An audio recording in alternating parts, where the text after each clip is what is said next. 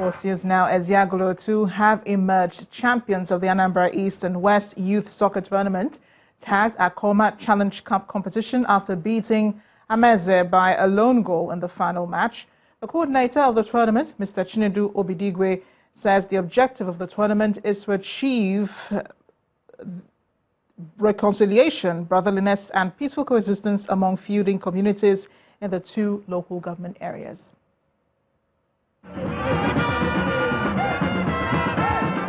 Government and sports dignitaries, including the Chief of Staff, who is representing the Governor, Chairman of Anambra Football Association, Ifeanyi Uba, traditional rulers, organizers of the youth tournament, members of Anambra East and West local governments, and of course the fans are here to enjoy the best of grassroots football. It is the final match of the first edition of the Akoma Challenge Cup football competition between Eziagulu 2 and Ameze, both from Anambra East local government area.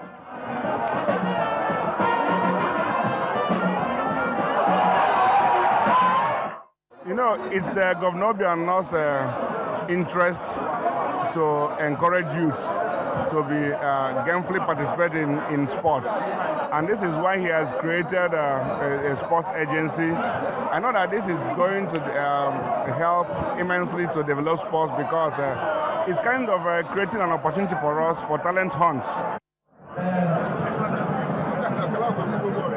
Balls were donated to the cause, and outstanding players were assured of a place in Ifeanyi Uba Football Club. And our vision is to have people like Ronaldo, Maradona, over 20 of them in the next 10 years. And that journey of Million Man must start from a step from Anambra State.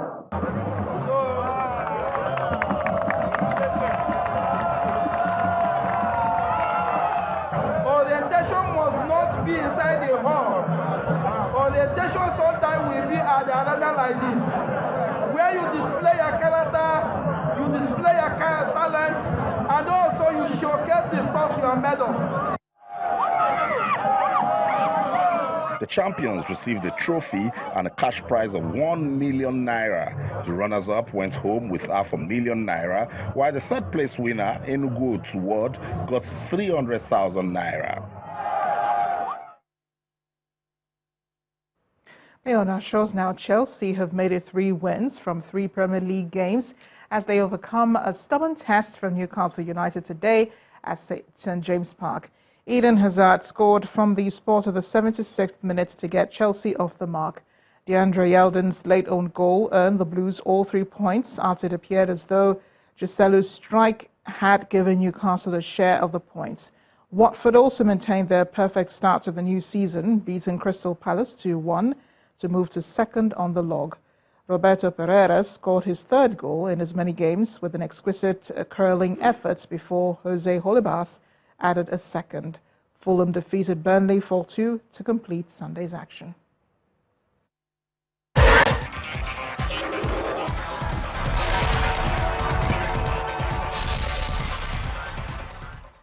The Jacksonville Sheriff's Office in the United States, the state of Florida, says multiple people have been killed in a mass shooting during a video game tournament at a shopping and dining complex in the city.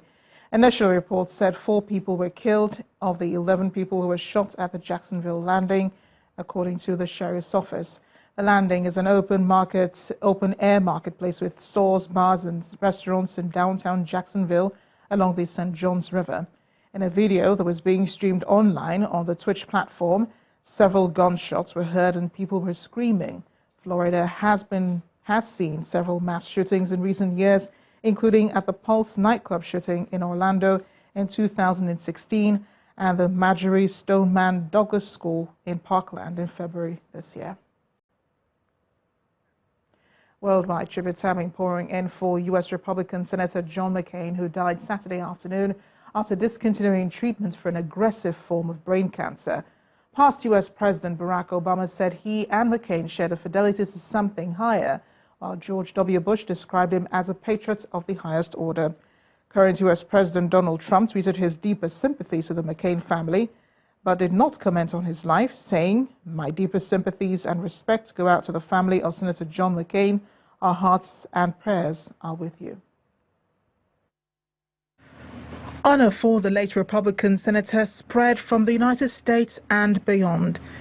U.S. flags began flying at half-mast over the Capitol and the White House for the former prisoner of war in Vietnam, who ran successfully for president as a self-styled maverick Republican in 2008 and became a prominent critic of President Donald Trump.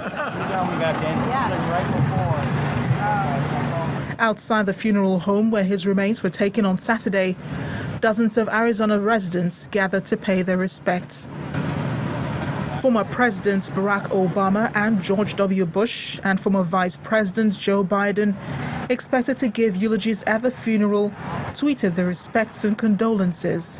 There have been no further details about the funeral, but Vice President Mike Pence is expected to represent the current administration. As far as Jerusalem, Israeli Prime Minister Benjamin Netanyahu hailed the U.S. Senator as great friend and defender of Israel. The state of Israel salutes Senator John McCain. Australia's new Prime Minister Scott Morrison described McCain as a truly great man.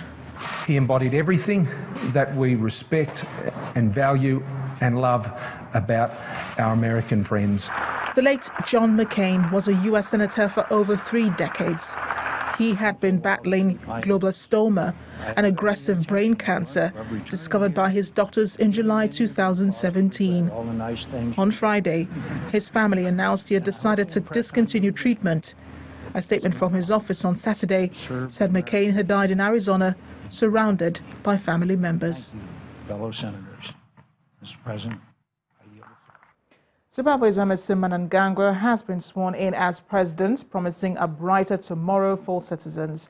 During his inaugural address, he again condemned the post-election violence, saying it should be alien to our nature as Zimbabweans, and offered condolences to the victims' families. He described himself as a listening president, saying his government is committed to constitutionalism, the rule of law, and judicial independence. The inauguration was witnessed by more than 50,000 supporters and several African heads of state at the National Stadium. Absent from the occasion was former President Robert Mugabe, who sent his apologies, but congratulated the man who ousted him from power. And the main news again. The third mainland bridge in Lagos was reopened this evening, a few hours ahead of the rescheduled reopening. The Lagos State government claims the engineers have completed the investigative maintenance tests, although the results will not be made public until at least 3 weeks. Also today, President Muhammadu Buhari says the rule of law must be subject to the supremacy of the nation's security and national interest.